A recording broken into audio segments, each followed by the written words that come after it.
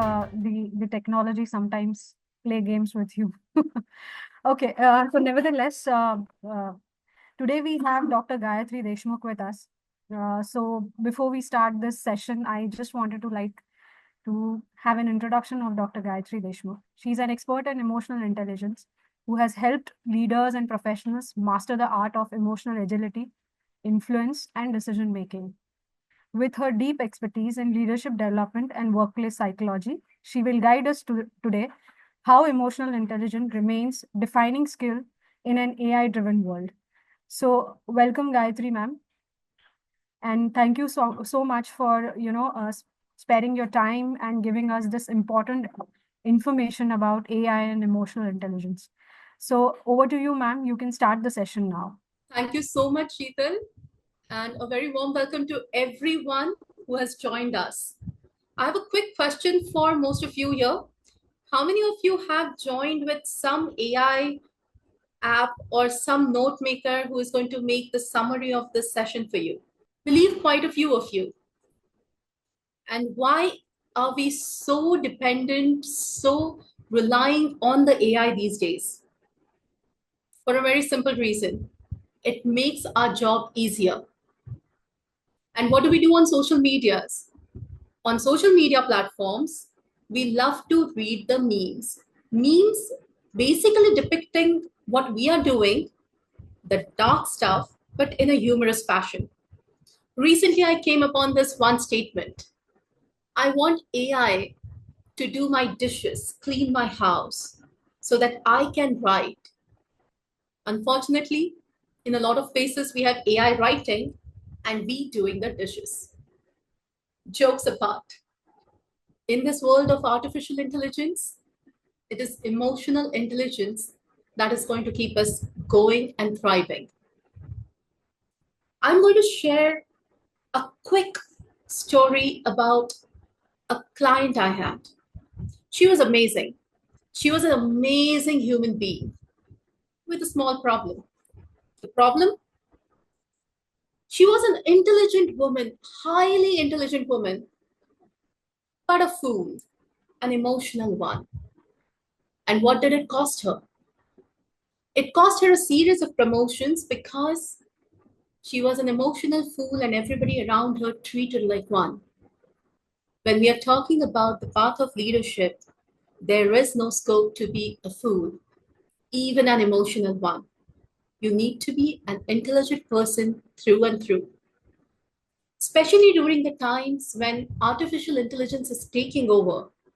What is it that is going to set you apart? What is that one thing that artificial intelligence cannot do, but you as a human being can do? What do you think that is? It is managing people, managing emotions, managing the feelings of the people. When I was working for a newspaper, our editor had roughly a team of 10 people working for her. Every now and then, each of the team member would come up with some cribbing, would come up with some issue or other, or every now and then somebody would just keep on picking fights with the rest of the team members. It was so easy to let it go on the ego. My editor was an emotionally intelligent woman. The moment she would see that 3 or more employees have started throwing temper at each other, she knew if tempers are flying around, that means they are missing someone. So a friend, a colleague who was in a long distance relationship got a leave to go and meet her boyfriend. Another colleague who had some tough time in her family life was given a leave to address it. The rest of us, we filled in for them. Giving 2 employees a leave definitely had an extra workload on other team members. But you know what? It was still optimized because the office environment was once again back to all fun. Everyone was in their best moods. Sometimes all you need to do is apply a little bit of emotional intelligence. Let us look at what are the basic components of emotional intelligence. I would like to request the host to please give me the screen share access. There are 5 components in emotional intelligence which effectively drive your decision making. Let us see if all of us have those components when we are making decisions. The first component of emotional intelligence is self awareness. Self awareness basically means how we feel when something happens, how we feel when someone says something, how we feel when something is happening in our life. Here is a quick question to all of you. And you have to be honest. You don't have to give that answer to me. You don't have to share that answer with anyone. But you got to be honest to yourself. How many times do you really acknowledge your feelings?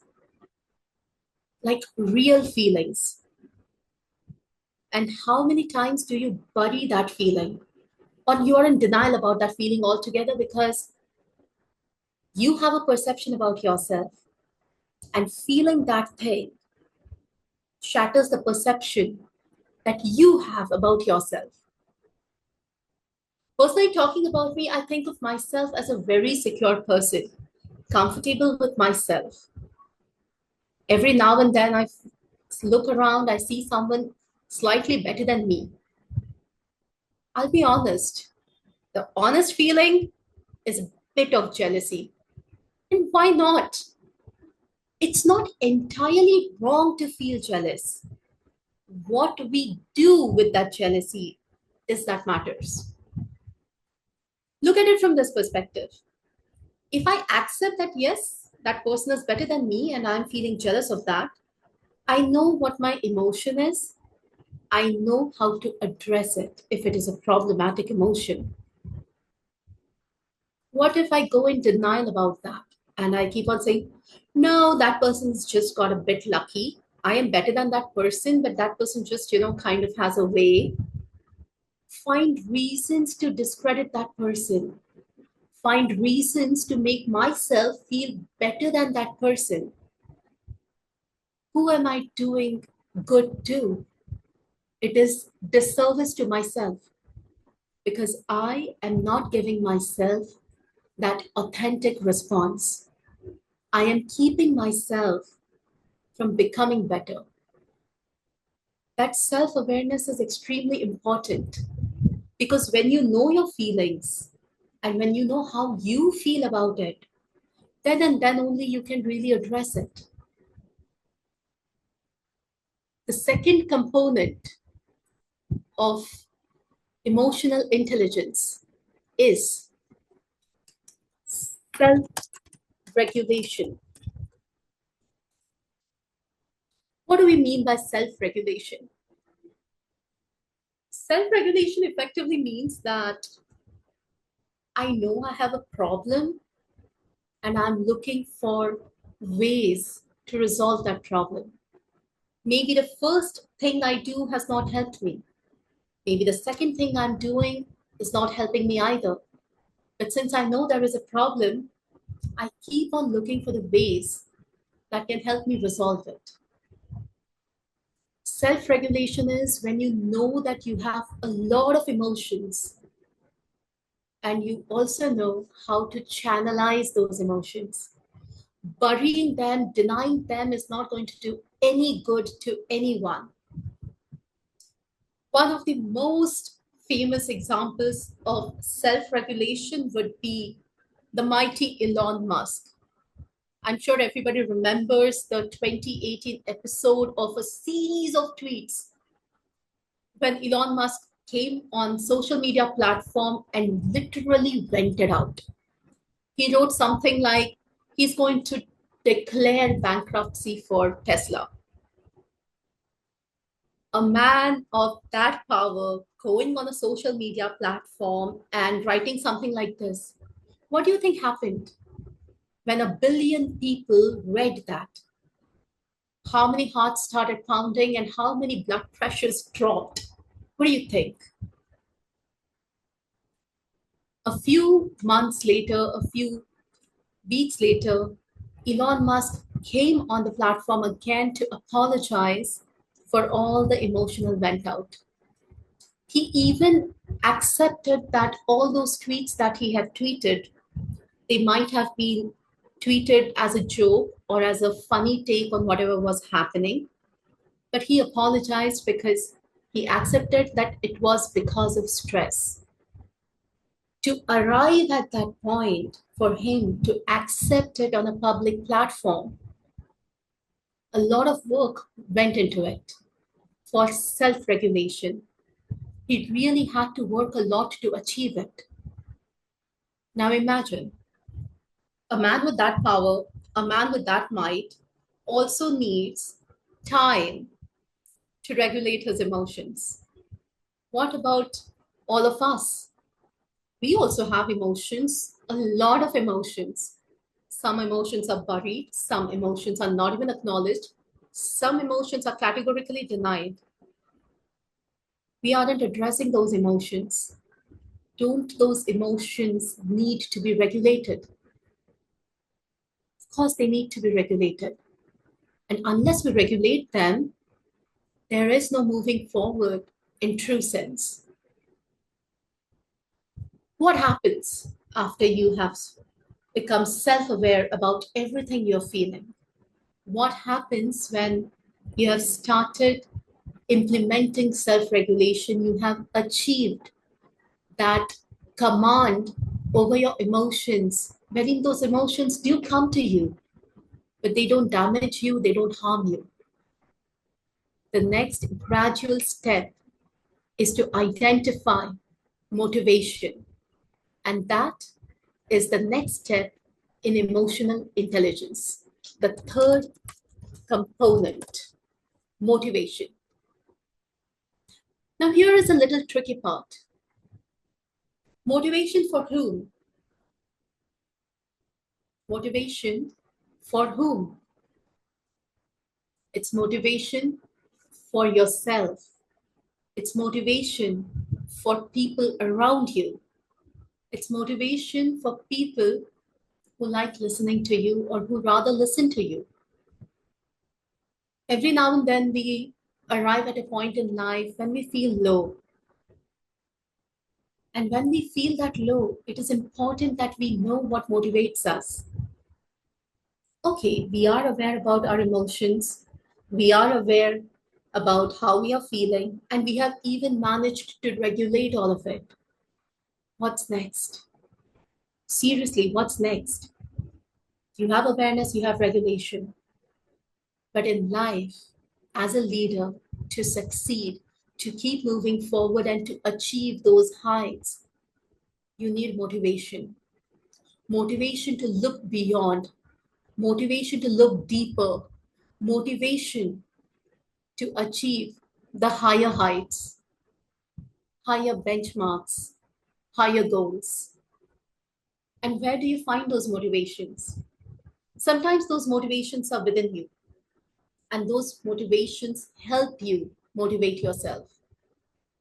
But sometimes those inner motivations are not enough. Sometimes we need motivations around us. For example, let's look at the COVID times. Today, a lot of companies have offered 3 days a week as work from home for all the employees. What was the thought behind it? The rents are going up. For cost optimization, since everybody has to work on a computer and you don't have the meetings on daily basis, sit at home, save on your travel cost, and as a company, we will save on the rent. This particular inspiration, motivation came from COVID-19 because nobody could actually go to office. This is actually a very classic example of lemons thrown at you and you making a lemonade out of it. That is what companies did. Motivation is extremely important no matter where you get it from. The trick is to identify how to drive that motivation, both from within and from things around you, people around you. Because it is easy to feel demotivated, demoralized, and feel low. And believe me, every now and then you will feel low because that is how it is. What we do after we feel low? Well, step one, become aware that yes, I am feeling low and yes, I'm not fine. Regulate it. Okay, I am not fine, but I cannot let this happen. I have to motivate myself. And then you come to the step of motivation when you actually identify in this scenario, this particular thing is going to motivate me. If you're a parent, most of the times you look at your child and you're no more feeling low because you know that is the person driving you. That is the person motivating you to keep doing better and better and better. We are self aware, we have self regulated, we have got ourselves even motivated. And sometimes we have even motivated people around us. How? Well, it is easy to help others when you are in a position to help, isn't it? What is the gradual next step in emotional intelligence? When you are motivated, you feel good about yourself, you want to make others feel good as well. And that is the next step in emotional intelligence, empathy. वो कहते हैं ना, खुद का पेट भरा हो तो दूसरे को खाना ऑफर कर सकते हैं. We come from a संस्कृति, a civilization. हमारे पास भले ही कम हो, जितना भी है हम लोग शेयर करेंगे. ऐसी संस्कृति से आते हैं. Empathy is a part of our character, it's a part of our nature. But empathy can also go in a negative direction if you are not channelized. Imagine a situation wherein somebody is telling you that, oh, I am going through a bad phase because I have lost it. The next thing you tell that person, Are ye to kuch bhi nahi, you don't know what happened to me. And then you tell the worst story. It is being empathetic, but how is that empathy helping that other person? Or rather, how is it even helping you? Empathy for the sake of empathy, is it really constructive? Or is it going to be a mutual group of people who have everything going wrong in their lives? We don't want to be that person. We want to have empathy in us so that we can strengthen people around us. We want to have empathy within us because it will strengthen us emotionally. It will help us understand the people around us. And as a result, it will help us strategize to help others. Empathy is a do-dhari talwar. It's a double-edged sword. You got to wield it with caution. If you have identified your feelings well in self-awareness step, and you have achieved self-regulation and you have identified the thing that can motivate you, the motivation within you, then and then only it is advisable to get into the step of empathy. Because unless you have enough with you cannot really share it with everyone. जो हमारे पास है वही तो share कर पाएंगे ना. अगर हमारे पास ही मोटिवेशन नहीं होगा, अगर हम ही खुद हमारे इमोशंस को रेगुलेट नहीं कर पाए हैं, हम खुद ही हमारे इमोशंस को अगर रिकॉग्नाइज नहीं कर पाए हैं, तो क्या शेयर करेंगे किसी और के साथ. और जो एम्पैथी हम उस समय दिखाएंगे, would it be authentic empathy? कोई फायदा भी होगा उससे किसी को?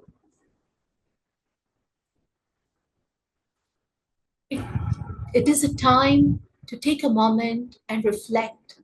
How many times have we tried to share with other people or share their pain without realizing if we have something concrete to contribute to them?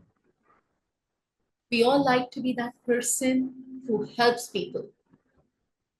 But are we really that person who has ability to help other people? No, we are not. Unless we have done the first three steps, made ourselves emotionally strong, made ourselves emotionally intelligent, wherein we can identify the situation, which will help us identify how that person is feeling in that situation, and accordingly help that person navigate through the feelings. We all want to be that person, don't we? If we want to be that person who is bringing a positive change for people, positive transformation for people around us, then it is really important to be emotionally intelligent and follow all the steps. Because that would be the first step towards becoming a leader, isn't it? And if you have achieved all these four steps, self awareness, self regulation, motivation, and empathy, then there is only one thing that is remaining. And what is that one thing that is remaining? That is the fifth component of emotional intelligence. And that component is social influence. What is one thing that all the leaders have in common? Anybody, maybe the CEO of your company, maybe the department head, even the teacher in school, professor in college, somebody who is leading a non-government organization, non-profit organization, or a leader whom you are electing. What is that one thing they all have? They have influence. And how have they managed to influence people? They have managed to influence people because they have identified themselves. With emotional intelligence, they have identified their strengths. So they play to their strengths. They have also identified their weaknesses and they have identified their trigger points, because emotional intelligence helps you identify those trigger points, which means you know your trigger, so you're not going to have an outburst. Instead, you're going to be calm and composed and you're going to process that trigger, which ultimately makes you appear like this really great person who has complete control over everything. Inside, there might be a storm. Trust me, it happens with everyone. But as a leader, even though you have a storm inside you, you have to appear calm as cucumber to make people around you feel safe, assured. Tell me how important that is. It is the most important part. And everybody likes to be socially influential. We are living in the age wherein everybody wants to be social media influencer because it brings them influence in society. And now I have a quick question for all of you. Can artificial intelligence really bring all these five components in it? Think about it. Despite everything that artificial intelligence has, despite however advanced artificial intelligence is, do you think artificial intelligence can really have all these components within it? It cannot. And this is where you come in. This is where your emotional intelligence will make you a perfect candidate for leadership position. Because again, when it comes to leadership, what are the things that you require? What are the things that you need to do? I'm going to tell you a real life incident of a friend of mine, Chayan Pant.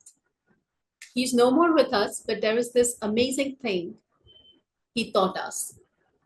He was leading a multinational company in a city of India. He had 300 employees reporting to him.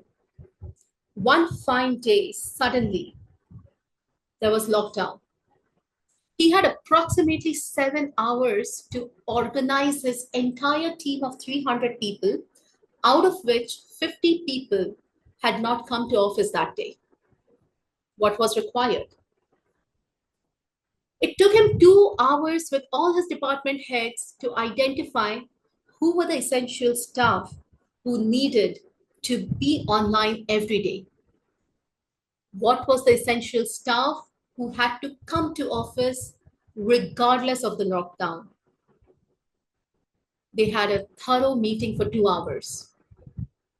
It was a lot of planning. And the next thing he knew, all the employees who had actually managed to come to office, they had organized the entire, along with the entire operations team, to collect all the laptops, systems, and ensure that every employee had the system in their houses, along with the access, because that access was very important. You couldn't just work from your home computer. Employees who did not have a laptop of their own assigned to them because they were working on the desk, he had those laptops organized. He got those laptops bought within a span of 2 hours. A lot of operational management went into it. Now, this was quick thinking. This particular decision making had a lot of elements to it. I would like to quickly walk you through what all those elements were. Wouldn't you be interested in knowing that? What led to a proper decision? The first thing that you need as a leader is to navigate uncertainty.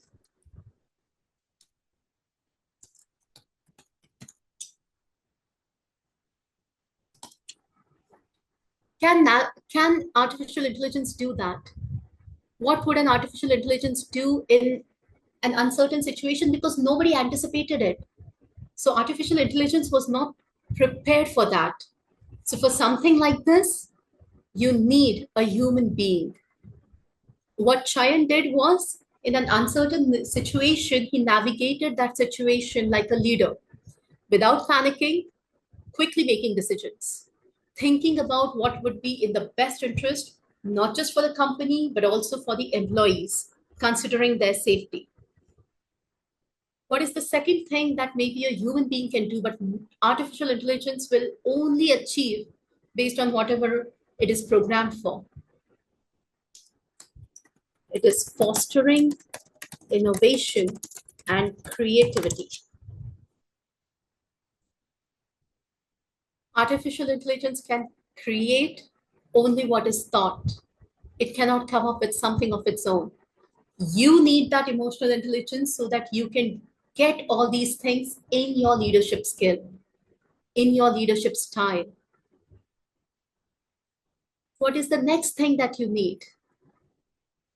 As a leader, this is the most important thing that you need with your team. Building trust. And in this digital world, when everything is so untrustworthy, everything is so uncertain and scary, what a leader needs is trust with the entire team. The next thing that a leader needs is adaptability and agility. Think about it. If Chayan Pant was not adapting the situation at the moment, and he wasn't agile enough to quickly make a decision and then think of the consequences about how it would affect the financials and all, do you think he would have had those laptops in every employee's house, which would then ensure smooth functioning? Sometimes a risk is involved. If you know your basics well, if you have prepared yourself for that situation, you will be agile and you will do it perfectly. Another thing is, as a leader, it is not always that you make a decision between good and bad.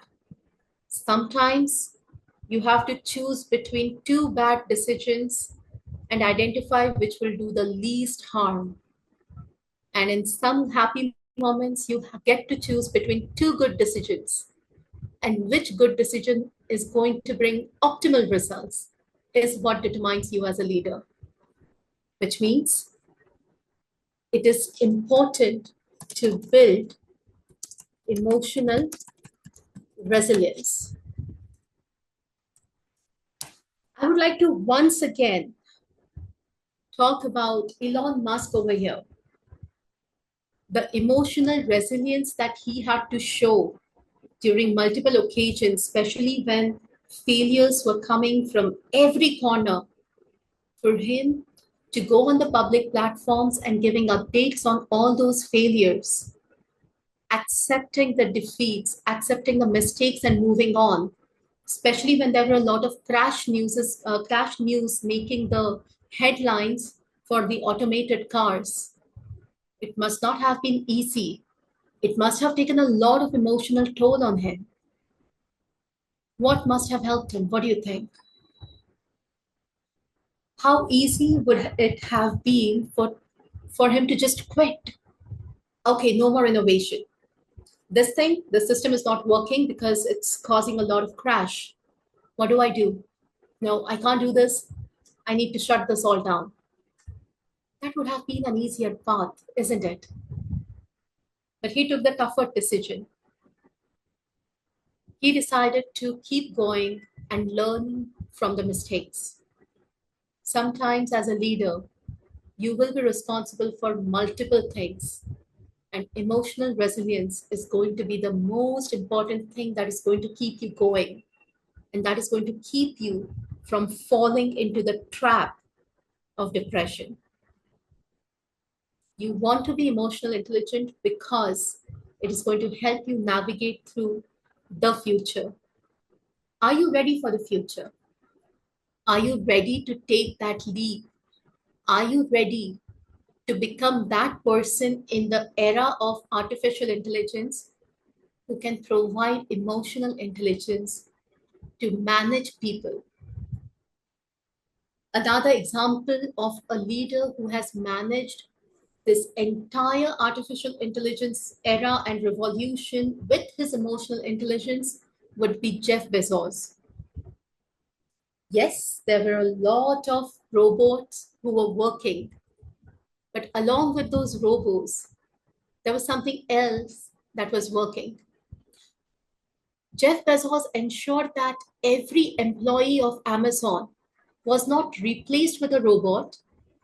Instead, a robot was given a manual task, and the employees were given an opportunity to upgrade their skills. Things that artificial intelligence and robots can do, human beings can definitely do much better than that because we can apply brain. How about using that as our strength? Because that is what is going to ultimately make you a better leader. When there is a panel of judges who are evaluating you whether you are ready for that leadership position, what do you think? What are they going to look for? Technical skills? There will be many people with those skills, isn't it? In fact, artificial intelligence also has technical skills.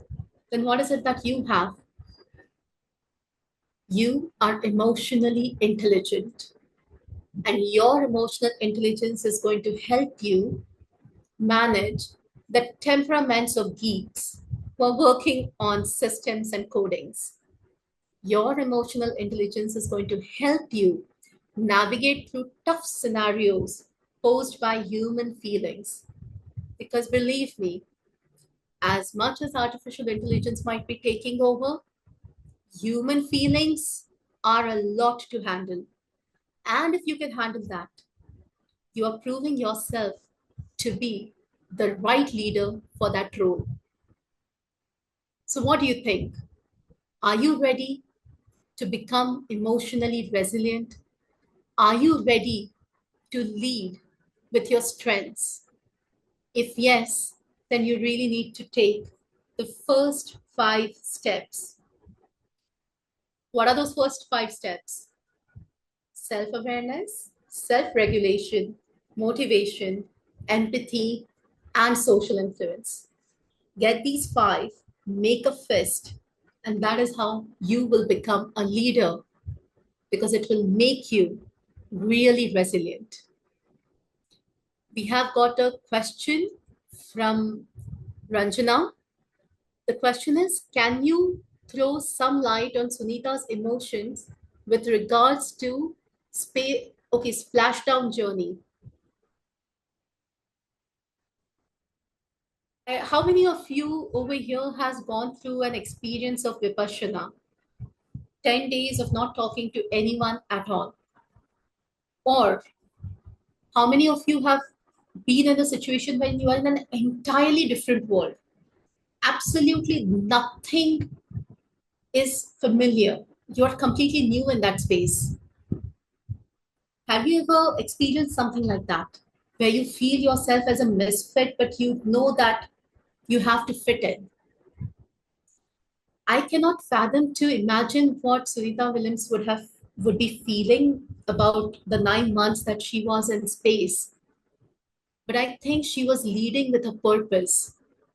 She had become emotionally resilient to the fact that she's not going to have that kind of emotional support system for those 9 months that she's going to be in the space. And I am pretty sure about this that all the astronauts who were sent to space, they all have psych evaluations done. Psych evaluations to ensure that in that high pressure moment, when they will be feeling lonely, they will feel left out, they will feel isolated, they will miss people, miss loved ones, and most importantly, they will also miss their natural habitat.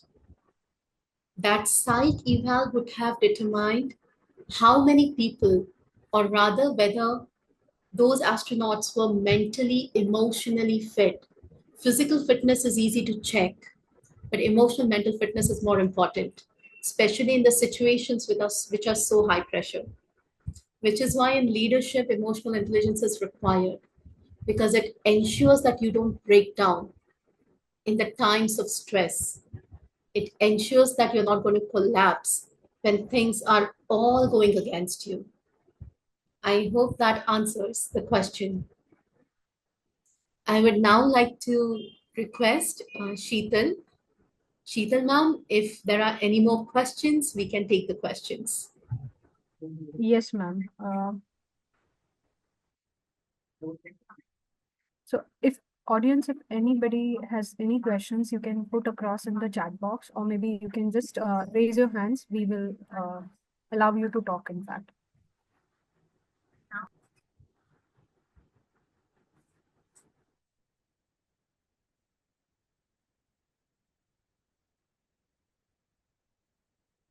If you want to remain anonymous, you can ask the questions anonymously. You don't have to reveal your names.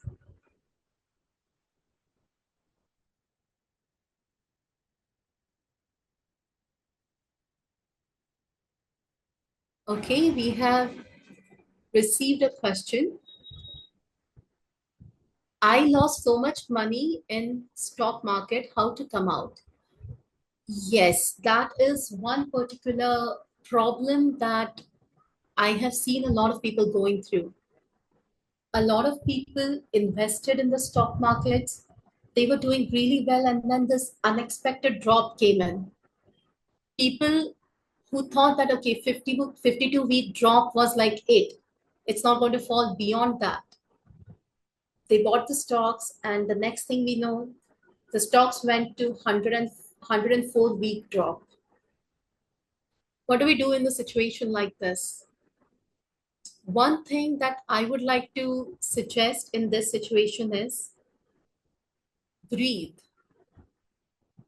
Because of stress, because of anxiety about what is going to happen next, how am I going to get back all the money that I have lost?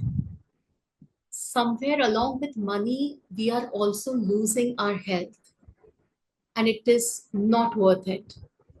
There is a saying in India, Sar Salamat to Pagri Pachas.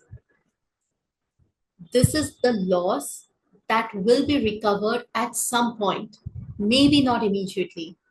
There are some stocks that take time, but they do recover.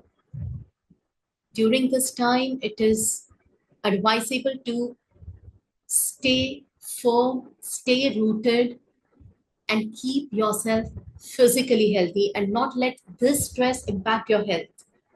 Because a lot of time, if you are going through this kind of stress that, oh my God, I've lost so much money, I've lost so much money, one loss brings a domino effect and you end up losing a lot more things. Make it stop at that one loss of money. And then you can come on to how to get it back. But if you get stuck and entangled in the loss of money, you will lose your patience, you will lose your mental peace, you will lose your health. It's not worth it. There is this saying, when wealth is lost, nothing is lost. When health is lost, everything is lost. Do not let that happen to you.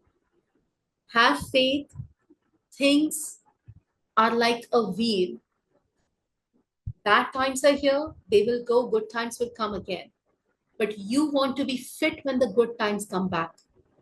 All I'm going to tell you is keep breathing and keep watching your health. In this scenario, the first hit is taken by our physical health. The second question we have is few tips to enhance EI skills. Can these be acquired or learned or are God gifted? Okay, so emotional intelligence for a few people, it comes naturally. It's a gift from God.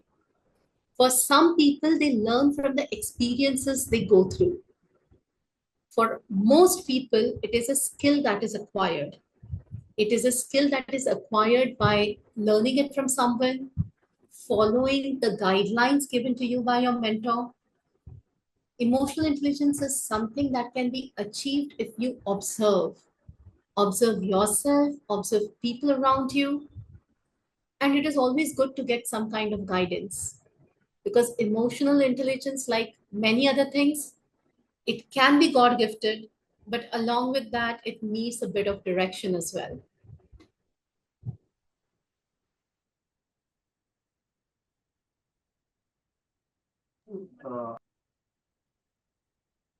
Do we have any more questions?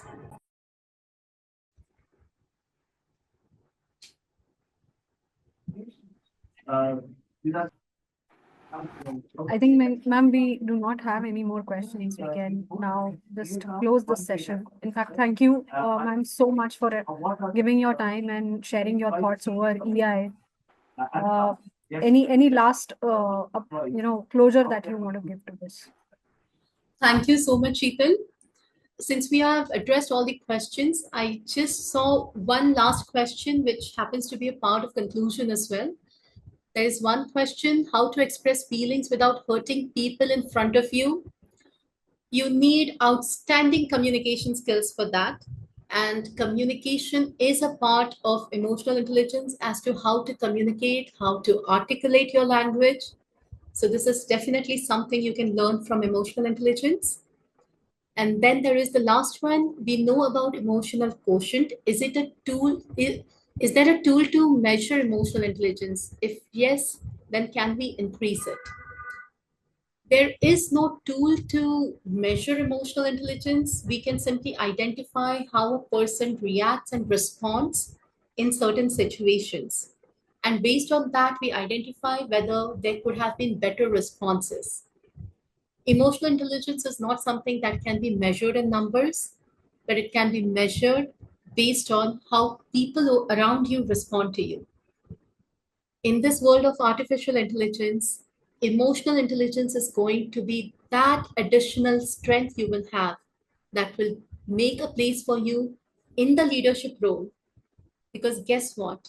There are going to be many technically intelligent people. But for managing those technically intelligent people, you need an emotionally intelligent leader. With that, I would like to hand over the virtual podium to Sheetal, and I would like to thank School of Inspirational Leadership for creating such a platform, for creating this platform where everybody gets an opportunity to understand what is the bridge that will help them take closer to their goal and destination of becoming an effective leader. Thank you so much.